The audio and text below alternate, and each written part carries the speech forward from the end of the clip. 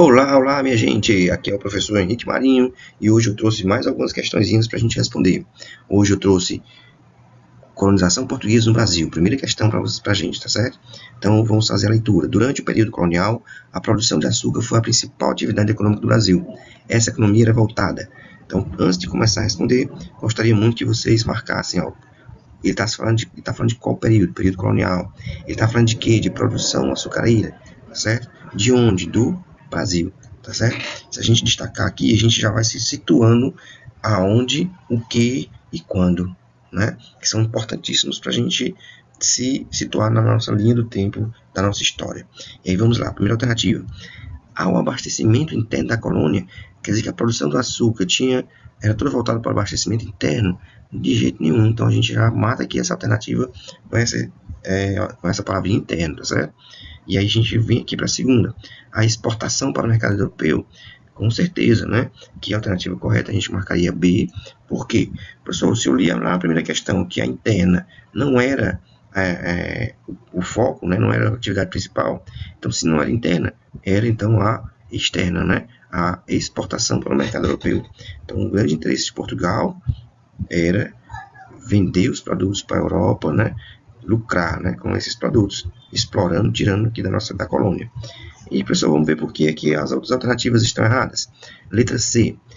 A formação de pequenas propriedades. O que mata essa alternativa? Pequenas, né? Existiam propriedades agrícolas? Sim, na produção açucareira existiam propriedades agrícolas, porém não eram pequenas, eram grandes propriedades e quem controlava os aristocratas, né? Predominavam latifúndios, não pequenas propriedades, tá certo? Então essa aqui a gente mataria com a opção com a palavrinha pequenas. E a letra D, a diversificação da produção manufatureira. Então qual a palavrinha que a gente mataria essa alternativa? Manufatureira. Manufatureira mata essa alternativa, porque manufatureira a gente tem que se ligar, ficar atento, que manufatureira está ligada aos trabalhos realizados por máquinas, certo? E aí é uma coisa que os portugueses, nesse período colonial, não acreditavam nesse desenvolvimento industrial, tá certo?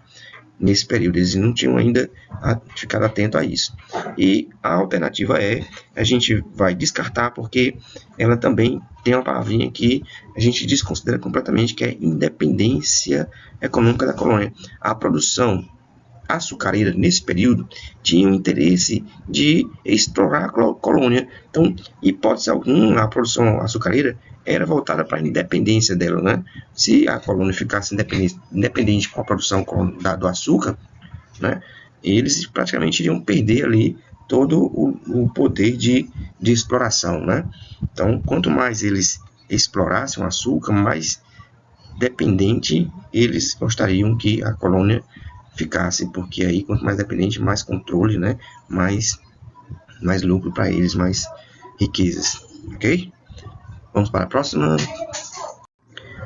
Nessa segunda questão, eu trouxe aqui o tema escravidão e resistência, né? Que é uma coisa que cai muito nas questões de concurso, nas questões de Enem, sempre estão abordando aí essa questão da escravidão, essa questão da resistência. E uma das resistências mais marcantes aqui no Brasil, a gente sabe que foi o quilombo, né? São os quilombos que foram um movimento de resistência e no período e voltado à escravidão, né? Então vou ler a questão. A resistência dos escravizados no Brasil assumiu várias formas. Uma delas foi a criação de comunidades como os quilombos, que tinham um principal objetivo. Então vamos lá, ó. Vamos marcar aqui seguir aquela regrazinha, ó. Ele está falando de onde? Do Brasil. Está falando de quê? Quilombos. Inclusive até já trouxe ela em negrito, né? E a gente sabe que é um período de escravidão, né? Já sabemos aí. E período colonial, né? Então vamos aqui. Alternativa A. O objetivo dos quilombos era integrar os escravizados ao sistema colonial. Se ele era um movimento de resistência e se ele era um movimento contra o sistema colonial, ele não tinha esse objetivo de integrar. Então a gente já mata essa alternativa aqui, cortando com essa palavrinha que matou essa alternativa, né? Ainda não. Aí vamos aqui para a letra B. A letra B traz preservação da tradição europeia e religiosa.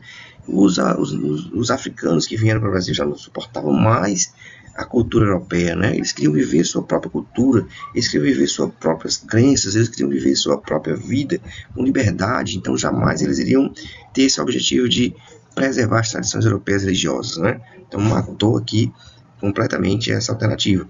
E aí vamos para a alternativa C, formar alianças políticas com o senhor de engenho. Se os senhores de engenhos caçavam eles, né, torturavam, faziam todo tipo de maldade mesmo ali que a gente possa imaginar, e aí jamais eles queriam fazer aliança política, né?